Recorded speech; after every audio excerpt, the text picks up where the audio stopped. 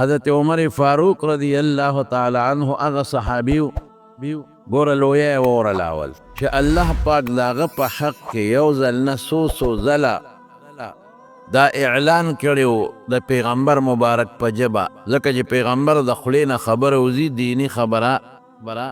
تشریعي خبره نو هغه وحی وي. وما ينطق عن الهوا ان هو الا وحی یوحا. نو رسول الله مبارک د خولې نه الله یو ځل نه څو ځله دا خبره ویستلې ده چې عمر فی الجنه، چې عمر جنتی دی. د احد په غر باندې نبی کریم صلی الله علیه وسلم ولاړو او دا غر وګړزید، زلزله وکړه. نو حضور پاک د خپه مبارک اوچته کړه او د غر لیره وبروله، وی اسکن احد غلشا فقلارش انما علیک نبیا، یو انما علیک نبی یو در باندې پیغمبر ولاړ دی، و صدیق یو ابو بکر صدیق ولاړ دی، و شهیدان دو در باندې جمدی شهیدان ولاړی. جمدی شهیدان سوکو؟ یو حضرت عمر فاروق ته اشاره و بل حضرت عثمان رضی اللہ عنہ. یو بل موقع باندې رسول الله صلی الله علیه وسلم یو باغ کې ناسته او د حضور پاک یو صحابي دی، هغه وی نن به زه د رسول الله مبارک د دربان او د خادم سعادت حاصلوم چې زه د هغه نن خادم شم، بواب دروازه باندې ودرېږم. وی ودرېږدم او دې کې حضرت ابو بکر صدیق رضی الله عنه راغی، دروازه د باغ وټکوله. ما وی څوک دی؟ وی ابو بکر. ما وی علی رسلک په قلار شه، زه دله تپوس کوم حضور پاک ته مې ووی د الله رسول ابو بکر اجازت غواړي. وی اجازت هم ورکو، د جنت زیری م ورک. د کوي یو غاړی د دې سطحې د ځمکې نه لږ ښکته یي، هغې باندې سړي ودرېږي او بورقه راوباسي، قف ورته وایي په عربۍ کې. وی حضور پاک د کوي په غاړه باندې ناست و، ګرمي و، نو خپې مبارکې کوي ته ځوړندې کړې وې. حضرت ابوبکر صدیق راغی او خوا کې ورسره هم حقه غاړه کې کېناست. لږ ساعت پس بیا دروازه وټکېدله. ما وی په قلار شه تپوس تله کوم. ما د حضور پاک نه تپوس وکړو چې د الله رسول عمر د اجازت غواړي. وی اجازت هم ورکو، د جنت زیری م وله ورک. حضرت عمر فاروق رضی الله عنه راغی او ګس طرف ته د رسول الله مبارک نه هم د کوي په غاړه کې کېناست. څومره لویه خبره ده، څومره لوی منقبت دی، دومره لوی سړی دی چې رسول الله مبارک دا خو ما صرف دا دوه خبرې درته وکړې، ډېر کرته بار بار نبی علیه السلام حضرت عمر فاروق ته د جنت خوشخبري ورولې ده، او بلکې دی ورته فرمایلی دي چې عمر ستا د جنت محل ما لیدلی دی. جنت ته چې لاړ شم، لاړم یو ډېر اعلی او قیمتي محل و. مې دا څوک دی؟ دا د چا محل دی؟ وی دا قریشو کې یو کس دی او د هغه د مې زه قریشي یم که نو. وی چې دا د محمد صلی الله علیه وسلم د امتی محل دی، مې زه محمد یم که نه صلی الله علیه وسلم، زما څوک امتی دی؟ وی دا د حضرت عمر محل دی. وی زه مې وغوښتل چې وردن نه شمه. وی عمر ستا غیرت را مخکې شو. عمر خو ډېر غیرتي و، نو یې کور ته دننه نه شومه. حضرت عمر د خوشحالۍ نه وجړل. وی د الله رسوله ابکه اغار یا رسول الله، زه به په تا غیرت کوم چې زما کور ته بې زما د اجازت نه ولې وردن نه شوې. اوهو، چې زما د کور ته خو دننه شوې. دا ډېر لوی منقبت دی صاحب. داسې بادشاهي الله ورکړې وه حضرت عمر له چې 22 لاک او تقریبا 50,000 څه د پاسه مربع میل علاقه د حضرت عمر په زمانه کې فتح شوه. لوی لوی غټ غټ چې هغه خلکو به ځان ته سوې او لوی بادشاهۍ وې، لکه نن چې د امریکې او د روس ته دا ټولې فتح شوې او اسلام ډېر زیات فور شو. د حضرت عمر د نوم نه به خلک رپېدل. داسې بادشاهي یې وه او د انصاف بادشاهي یې کړې ده. قسم په خدای چې کم سړی یې ګورنر مقرر کړی واورئ، او کم سړی یې قاضي مقرر کړی دی، او کم سړی یې د زکات چیرمین او مشر مقرر کړی دی، کم یې د پولیس مشر مقرر کړی دی. د پولیس دا نظام د حضرت عمر زمانه کې شروع شوی دی. مخکې د پولیس نظام نو، یو خلک به هم به جهاد زتل، هم به دننه امن برابرو. د دا چلو په چې نه، یو نظام به جوړو چې هغه دننه اندروني په خلکو کې امن راولي، او فوج به د سرحداتو حفاظت کوي او فوج به فتح کوي. د فوج کار دا دی چې د کافرانو ملکونه فتح کړي او خپل سرحد وساتي. د دوی کار د دننه سره نه تعلق نه لري، دننه بل فورس جوړ کړو د پولیس فورس، دا حضرت عمر جوړ کړی رضی الله عنه. د ډاک دا نظام هغه زمانه کې خو ټیلیفون وغیره نو، دا حضرت عمر فاروق رضی الله عنه فعال کړی، ځای په ځای کوټې جوړې کړې ډاکخانې چې ورته وایي، او د ډاک دپاره خلک برتي کړل ډاکیان چې ورته وایي، او هغې له اسونه ورکړل، اوښانې وله ورکړل د بیت المال نه، د هغې د خوراک تنخوا انتظام یې وکړه چې تاسو به ډاک د یو ځای نه بل ځای ته رسوئ، ځای په ځای خطونه به ډېر په اسانه رسېدل، داسې خو چې خط د مکې نه یمن ته وړې خو یو میاشت مزل پې بس خط به یې ورکړه او 15-16 کیلومیټره به بل ځای کې ډاکخانه وه، ده به هلته یوړو، هغې نه به بل سړی راغی هغه به هلته یوړو، د ډاک سسټم ده جوړ کړو، د پولیس سسټم ده جوړ کړو، بیت المال خو د مخکې نه و، خو بیت المال ده ښه زبردست طریقې سره فعال کړو او بیت المال ډک شو د پیسو نه، غریبانانو کونډو له زبردستې پیسې ورکړې، او بعضې ځای نه چې کومې به فتح شو نو هغه د بیت المال دپاره پرېښې وې چې دا به د بیت المال یا که د بهر نه څوک غریبانان مسلمانان هجرت وکړي دا به د هغوی شي، یو عجیبه نظام یې جوړ کړی، زبردست نظام. نو عدل او انصاف یې څومره دی چې کوم یې ګورنر دی، کم پولیس چیف دی، افسر دی، کم د ډاکخانې مشر دی، کم قاضي دی، کم د زکات او د عشر چیرمین دی، هغوی ته اډر ورکړی چې تاسو به څه کوئ، واورئ ښه، تاسو به یو نری جامې نه اچوئ، غټې جامې به اچوئ، نری جامې قیمتي وي او غټې جامې ارزانې وي، نو تاسو به ډبلې غټې جامې اچوئ، دا نری لباس دا قیمتي لباس دا به بالکل نه اچوئ. نمبر 1. نمبر 2 اعلی ترکی اس چې په هغه زمانه کې اعلی اسو په هغې به سورلي نه کوې. نن سبا خو چې زمونږ کوم منسټر صاحب حلف اخلي نو شیرواني ځان له جوړه کړي، قیمتي شیرواني او قیمتي جامې، ولې زه وزیر جوړېږم زه دا حلف اخلم په اعلی قیمتي په صدر کې او په یو ځای بل ځای کې قیمتي اعلی جامې ځان له جوړې کړي. حضرت عمر څه اډر دی چې اعلی جامې به نه اغوندې، د غریبۍ جامې به اچوئ، د تاسو کې کبر پیدا کوي. چې کوم ځای کې غریب سړی راشي تاله ستا جامو ته وګوري د هغه به له خوري، اوهو چې زما زویم دا ګورنر وي دا وزیر وي نو څه خبه وه څونه ښایسته جامې اچولې دي، دا به نه چې غریب سړي ته دا احساس را نشي چې زما جامې کمزورې دي، او چې مالدار راشي او تا ته وګوري هغه ته ځان کچه ښکاره شي چې دا ما کومه قیمتي جوړه اچولې ده او زما وزیر صاحب او زما ګورنر صاحب کومه کمزورې جوړه اچولې، نو یو شرط پکې دا و چې جامه به کمزورې اچوې، د غریبۍ جامه قیمتي جوړه به نه اچوې. دویم شرط څه اعلی اس باندې به سورلي نه کوې، ترکي اس اعلی اسو په بیکاره اس به سورلي کوې. نن څه چل دی زمونږ وزیر صاحب لا حلف نه اخیستی چې جاپان نه قیمتي ګاډي ولا مخکې نه ولاړي، او هغه لنډوزلې او هغه ګاډو کې ګرځي چې غریب سړی په هغې کې ګرځېدی نشي. حکومت پیسه ټوله په دې ولګېده، په خدای قسم ټوله پیسه په دې ظالمانو ولګېده. حلف چې اخلي قانون دې تپوس ته وکړه او ګورنر صاحب دا وزیر اعلان او د وزیرانو نه حلف اخلي نو د 15-20 ګاډو اډه د مخکې نه وکړي نو جاپان نه ولا اعلی ګاډي راشي، ولې وزیر صاحب اوس حلف اخلي دی کې به وزیر صاحب کښېني، وزیر اعلی صاحب له قیمتي 100 ګاډي راشي، دی د پروټوکول ګاډي دی او دی د پولیس افسر ګاډي دی او دا د ده ګاډي دی، دا د سیکرټري ګاډي دی، پیسه ټوله په دې لاره او چې په لاره روانې پونګي دې مخکې وروسته روانې ټول نظام چې وزیر اعلی کوم علاقې ته ځي چې ګورنر راځي او چې صدر صاحب راځي وزیر اعظم صاحب راځي توبه وباسه ټول نظام مفلوج. لارو کې ځای په ځای پولیس والا ولاړي غریبانه سهار نه ماښامه پورې په ډیوټۍ کړي، ولې ده باندې څوک حمله ونه کړي څوک ځکه څوک څه وایي ورته لرې که مړه په ده څوک څه کوي چې پرون وزیر نو د خلکو د غم خادوله به نه ته په دې کوڅو کې به نه ګرځېده، نه صاحبه دا خو زوی سړی شو که نه د قوم څونه پیسه پرې تباه شي او غرق شي. دا پولیس والا په دې لارو کې غریبانان ولاړي سهار نه تر ماښامه پورې ډوډۍ د غریبانانو ني، او ولې صاحب را روان دی، ګورنر صاحب را روان دی، وزیر اعلی صاحب را روان دی، او زه په دې ډي سي او اے سي او پولیس افسرانو د ټول مړه خدای ته وګورئ لړکا د چا په سینه کې د خدای قرآن پروت دی، د غاړو عزت نشته، د چا په سینه کې د رسول الله مبارک حدیث پراته دی او د چا په مخ د پیغمبر ګیره د په سر یې پټ کړي، په خدای که څوک عزت هم کوي بلکې هغه دې مار لټۍ په ګاډو کې ورېږه تلاشي د لاله ګیره ولا ګوري په دې ګیره کې دې څه نه پټ کړی. الله اکبر. دا پروټوکول چین ترقي په دې وکړه چې صدر یې په سایکل ګرځي، چین ترقي په دې وکړه چې وزیر اعظم یې په سایکل ګرځي، په دې ترقي نه کېږي، په دې د قوم پیسه غر کېږي. نو د حضرت عمر دویم قول سو چې اعلی اس ترکی په هغې به نه ګرځي، په عام اس به سورلي کې. دا دویم شرط. نمبر دریم شرط به دې سي په دروازه به دې څوکیدار نه ولا چې هر سړی کم وخت ضرورت چې تا ته هر وخت را رسېدی شي. څوکیدار ونی دلته سي یو دی څوکیدار دی که چا خاطر ګاډ جمع که د کوم ځای نه راغلی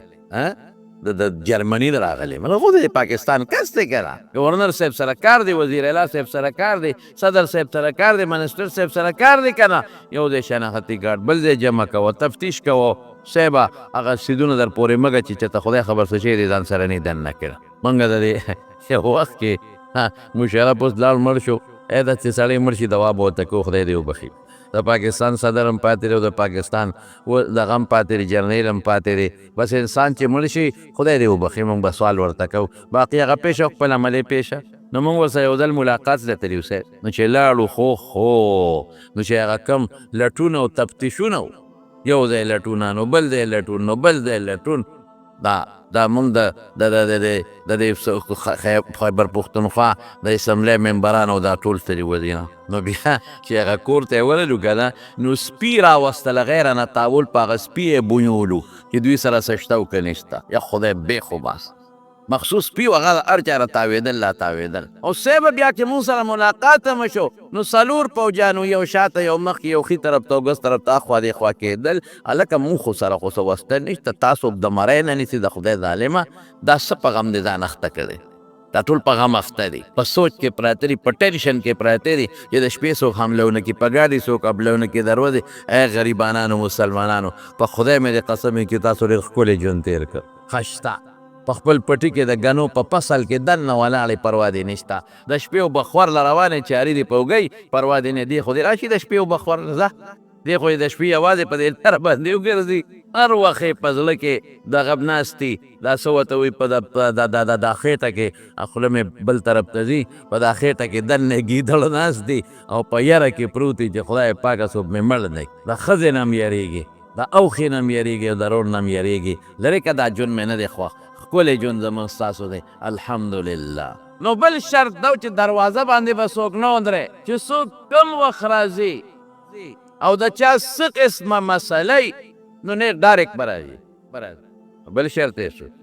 د چا دعوت له به نه دی ورسره ډوډۍ وکړي نه به ځي د ده به څه کاري دا یو رشوت دی تاله یې درښیي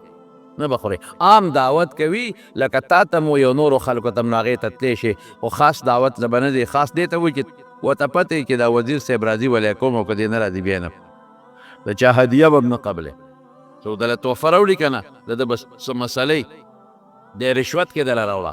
که داسې یو سړی و چې د مخکې نه یې به دله تحفې راوړې اوس هم دله تحفه راوړه نو هغه تحفه ته قبلوه ګڼي تحفه به هم نه قبلې او بیا به څه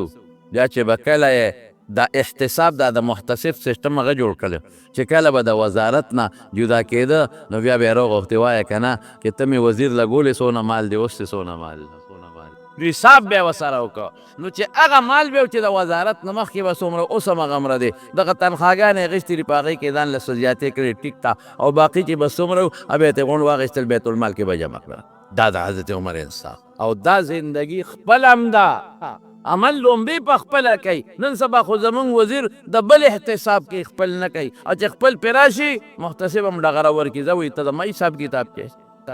نو چې بل راشي نو هغه خپل سره احتساب کوي نو چې بل راشي نو هغه بل سره احتساب کوي احتساب دې ته وایي چې اول ځان سره وکړه د هغې نه پس بل سره وکړه ځان سره څوک کوي دا چې کوم په غټو غټو کورسو ناست دي او ستا د حساب کتاب کوي او ستا د قاضیان مازیان او دا لوی خلک دي په خدای که هغوی ته څوک کشم کولی شي د هغې ګاډي له څوک لاس هم نشي ورکولی چې دې ګاډي کې څه شی دننه روان دی دا نه دی دا قانون نه دی قانون دی چې د غریب او د مالدار دپاره قانون دی چې د جج دپاره او د هغه لپاره یو برابر قانون دا د حضرت عمر رضی الله عنه اوس واوره مصر ته روان مصر هغه زمانه کې د یهودیانو د عیسایانو ځای په لاره روان دي مصر ته او لوی لښکر ورسره دی او دنیا رپېږي چې حضرت عمر مصر ته را روان او هلته د مصریانو کې چې کوم عیسایان او یهودیان دي هغوی سره څه بعضې معاهدې دي وایي زه په خپله دا دستخط حضرت عمرو بن العاص رضی الله عنه ته دی چې روان دی صاحبه نو یو اوښ دی او هغه اوښ کې یو دی د یو غلام دی 2 کسه په یو اوښ دی نمبر په نمبر به په اوښ باندې سورېدل چې کله به اوښ روان و 2 میله به اوښ ځي نو عمر به پې سوري نو بیا د هغې نه پس به عمر کوز شي نو غلام به برسېږي نو عمر به پړی نیولي او روان وي واه نو غلام ورته وایي صاحب زه خو ستا نوکر یم زه خو خادم یم ته به بره ناست ما به پړی نیولي وی نه الله له به څه جواب ورکوم انصاف دا دی چې څومره مزل زه په اوښ کوم دومره به ته کې څومره چې تا د اوښ پړی نیولی دومره به زه نیسم په دې طریقه روان دی مصر ته او چې مصر ته نږدې شو نو د مصر یهودیان او عیسایان او مسلمانان ټول استقبال ته ولاړ دي چې دا عمر به څنګه سړی دا څوک دی چې دی راغی نو اتفاق ته ګوره هغه وخت کې د حضرت عمر د پړي د نیولو نمبر راغی غلام ورته وایي صاحب د خدای خاطر وکړه خلق رالل د لښکر امیر المؤمنین د خدای لحاظ وکړه ته بره کښېنه شرمېږو مونږ حیام ځي خلک وایي دا څنګه بادشاه دی نوم دی په دنیا خور دی ټوله دنیا دی پیژني خلک د استقبال له راوتی دی نو دې وخت کې به پړې تا نیولې غلام به بره ناست دی ټولو مسلمانانو پوزه ښکته کېږي موږ رسوا کېږو موږ شرمېږو د خدای خاطر وکړه مهرباني وکړه ته بره کښېنه غلام به پړې نیسي او غلام منتونه کوي چې صاحب له ما دپاره شرم دی بې عزتي د خلک وایي غلام بره ناست دی امیرالمؤمنین پړې نیولی دی آها وی فکر شوه دا خبره خو دلته د بې عزتۍ ده او قیامت په ورځ به خپل رب له څه جواب ورکړي دا غلام هم د خدای بنده دی که نه زم د خدای بنده داسې نه کېږي دا نمبر دی د اوښ د کوزېدو پړی به زه نیسم او غلام ته یې خېجه بره غلام یې بره وخېجو او چې روان دي او وردن نه شو استقبال دی نو د یهودیانو عیسایانو چې کم خلک و ملایان هغوی کتابونه راغښتي دي او د آخرې زمانې د پیغمبر د دویم ملګري حالات یې کتلي چې عمر کم یو دی هغې سره دا ټول په کتابونو کې موجود و دوی چې بره وکتل اوښ ته چې غلام ناست دی وی هغې ته خو پته وه چې دا پلانکې نمبر اوښ د عمر دی ویې کتل وی دا ستاسو د پیغمبر دویم خلیفه نه دی چې دا بره ناست دا نه دی هغه خلکو ورته وی خلیفه دا بره نه دی غلام دی دا چې پړی نیولی دی لکه د مزدور په شان او د اوښ نه مخکې روان دی دا امیرالمؤمنین عمر دی چې د هغه شکل ته وکتل هغې وی والله د پیغمبر دویم خلیفه هم دا دی او دا امیرالمؤمنین عمر فاروق دی دې ته عاجزي و دا کار ته به یې کړی حضرت عمر دې حالت ته خلک ګوري ایمان راوړي او صاحبت کمیسې پکې جاوه کې نښتې و د اوښ په هغه شي کې شلېدلی و نو چې هلته لاړ نو ګورنر ورته وایي عمرو بن العاص رضی الله عنه نوې جوړی وله راوړه وایي صاحب دا جوړه واچوه وی ولې وی استاد سره د یهودیانو د عیسایانو مشران راځي ملاقات کوي نو په دې جامو کې خو دا شلېدلي دي ټوکړې دي ورته لګولي جامو ته ټوکړې لګولي او اوس ته په اوښ نه چې کوزېدې نو لمن دې لا بیله شلېدلې ده پلو بیله ویزان دی واه خلک وایي دا څنګه امیرالمؤمنین دی دا اعلی جوړه واچوه نو چې هغوی تا سره راشي ملاقات وکړي او ورته څه وایي کفا بالایمان زینتن وی دا ډول شی جوړه نه ده د ډول شي ایمان دی ایمان سړی په ایمان ډولې ښکاري او د ایمان په آثارو ډولې ښکاري په جامه سړی ډولې نه ښکاري د ایمان اثر دا دی چې دا جوړه چې دا تا مال د بیت المال ده زما خپله دا جوړه شته دی چې دا شلېدل رسول الله صلی الله علیه وسلم غوندې شخصیت حضرت عایشې صدیقې رضی الله تعالی عنها یو صادر دوه راوړل او صحابو ته داسې مخامخ وښول وی ای صحابو دې صادرونو ته وګورئ چې ویې کتل هغې ته ټوکړې لګېدلې وې هغه شلېدلې وې او هغې ته پستن تار ټوټې لګېدلې وې وی ای صحابو دې صادرونو ته وګورئ زما د الله په ذات قسمې د پیغمبر د خدای د محبوب مصطفی روح په دې دواړو صادرونو کې قبض شوی نه صادر صاحب من ایمان دې ته وایي حقه شلېدلو جامو کې چې لمن تې ځوړنده د شلېدلې ده د یهودیانو د عیسایانو خلک راځي او چې عمر ته ګوري چې د روم د دبدبه امیر المؤمنین لوی سړی او دا د شکل دا انصاف د بیت المال یو جوړه دی نه استعمالی دلادل خدای پاک په دغه ایمانی زینت او د حضرت عمر پر عاجزۍ باندې د دنیا کافر ته ایمان ور نصیب کړي لوی سړی دی لوی سړی لیکن دغه حال او چې کله ته ساه وخیږي او قبر وفات کیږي نو بچی ته وصیت کوي بچی زموږ قرضونه څومره دي آها امیر المؤمنین زموږ څونه قرض دی په موږ باندې بابا دومره قرض دی وی وګوره که زموږ څه مال مالي اوله خرڅ که او زما قرض په اخلاص کا او که چرتې زما په مال باندې زما قرض پوره نشو نو بیا ګورې زما د خاندان نه پیسې وغواړو زما قرضونه خلاص نن چې ستا بادشاه چې ته ریټیر کېږي عمري ورشه مربع یې ګوره ورشه بنګلې یې ګوره په بار ملکونو کې بنګلې ګوره دا حال دی حضرت عمر د دنیا نه ځي او قرضدارې لاړ دا ژوند دی د حضرت عمر فاروق او انصاف تقاضا څه ده د روم یو بادشاه راغی مسلمان شو جبله نوم د روم بادشاه حضرت عمر دونه عزت ورکړه چې پخپله ورسره عمرې لاړه پخپله زه چې زه سره عمرې لدو لکه د بهر نه یو سړی راشي ورته ولې عزت ورکړې داسې پروټوکول یې ورکړه زه سره عمرې لدم درود هغه بادشاه جبله سره چې عمرې له لاړل طواف کوي د طواف دوران کې یو غریب سړي طواف کو هغه د هغه جبله بادشاه په لنګ باندې خپه کېښوده د هغه نه لنګ پرېوت پې کېښوده ځمکه باندې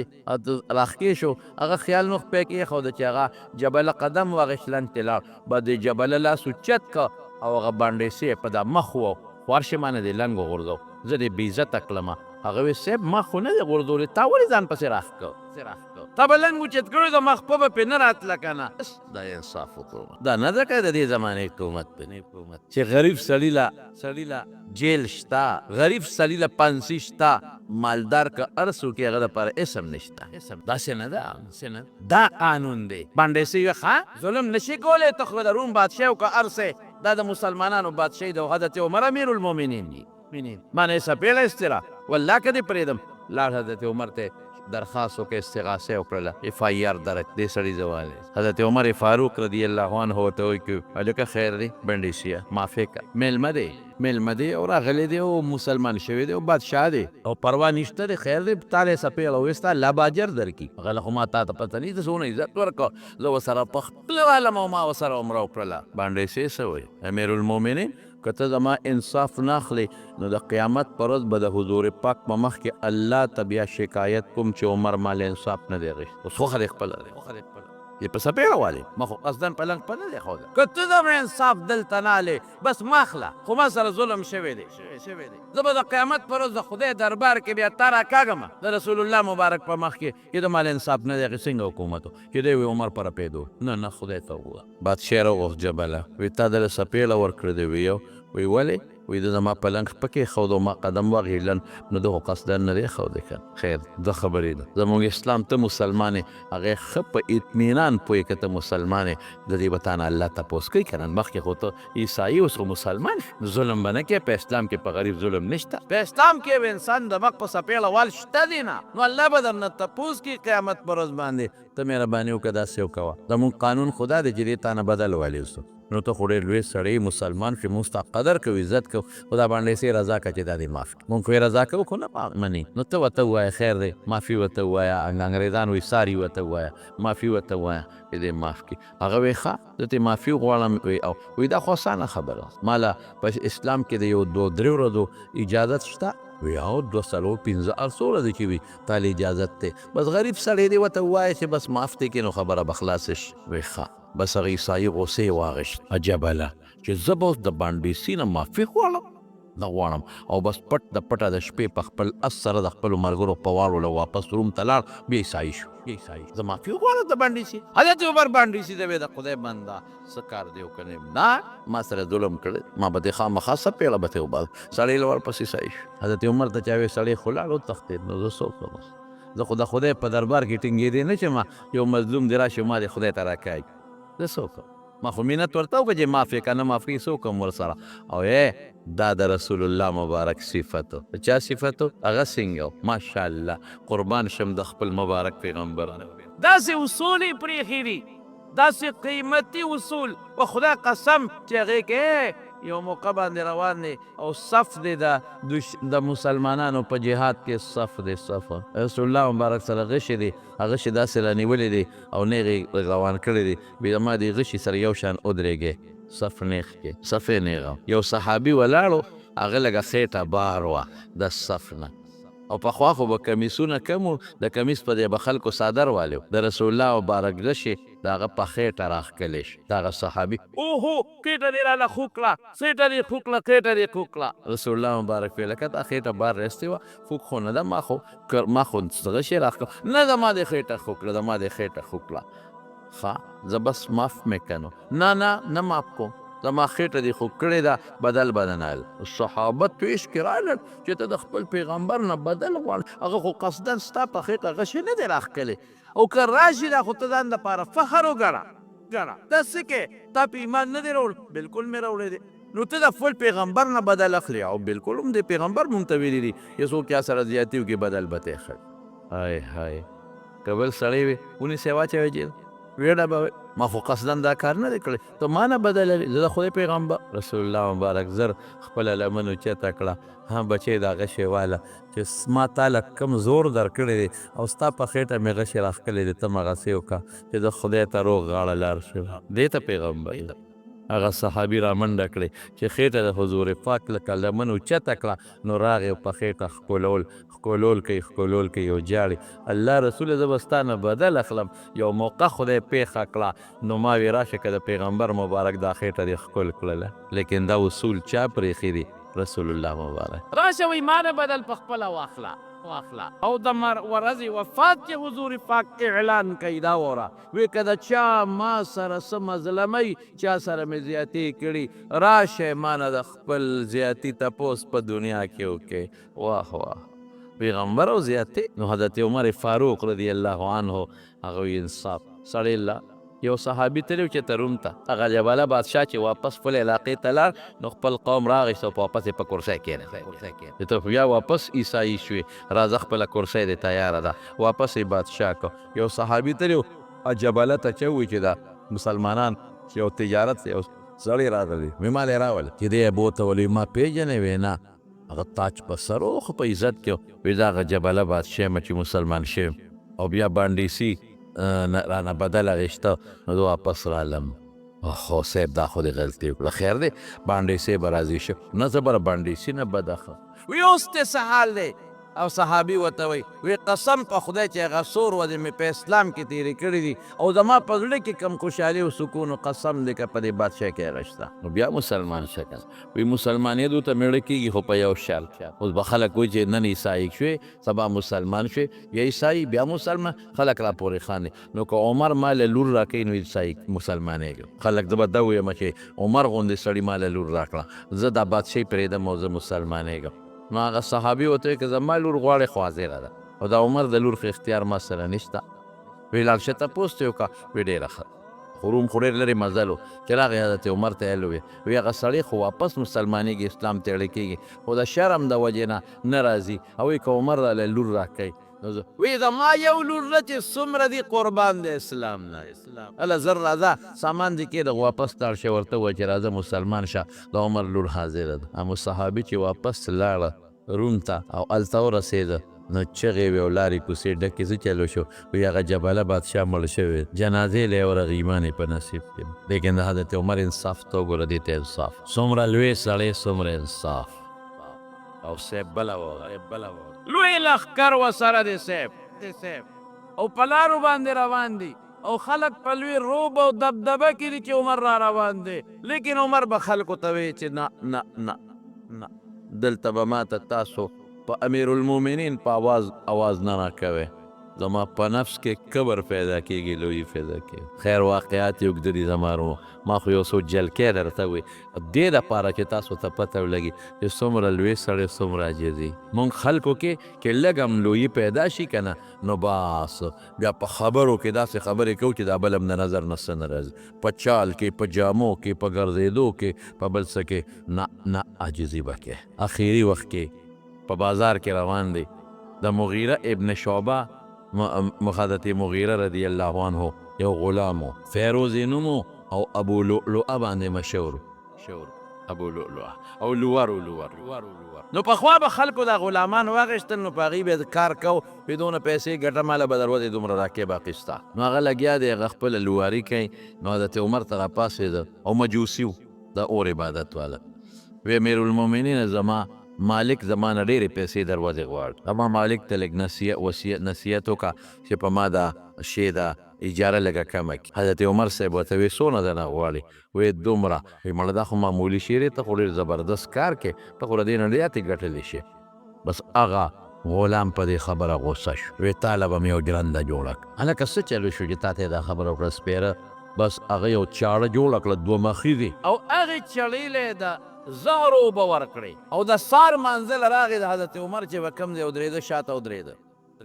حضرت عمر فاروق رضی الله عنه آواز هم خشته او عموما به د سار په منځ کې د صورت یوسف تلاوت کو عموما او صحابه فرمایي وی د صورت یوسف تلاوت به کو او جړل به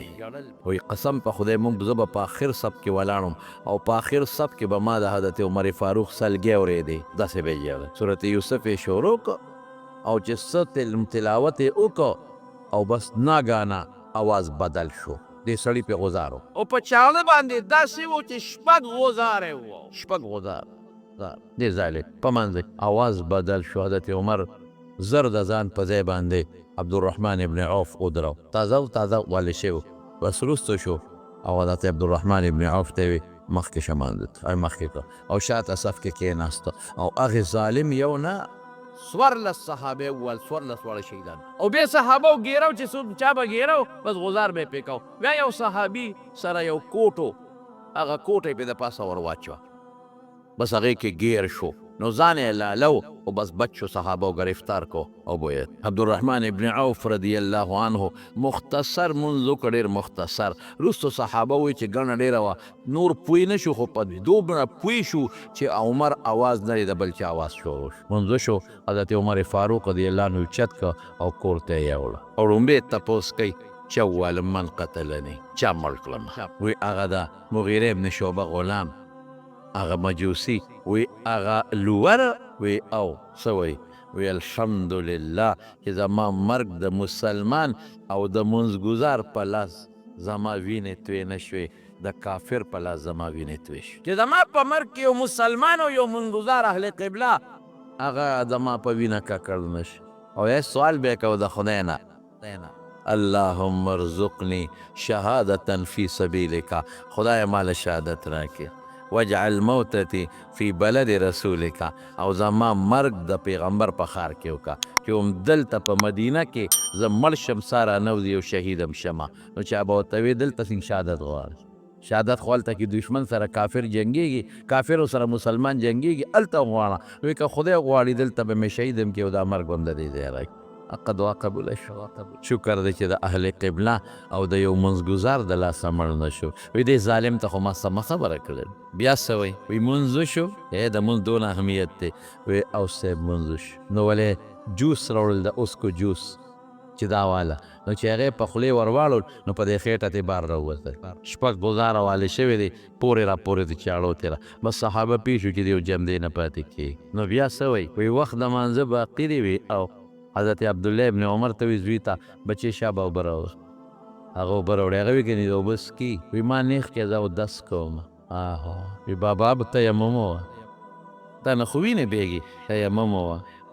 وی بچې ما ته دین مه ښایه ما د خپل محبوب مبارک پیغمبر نه دین زده کړی نو صاحب اودس یې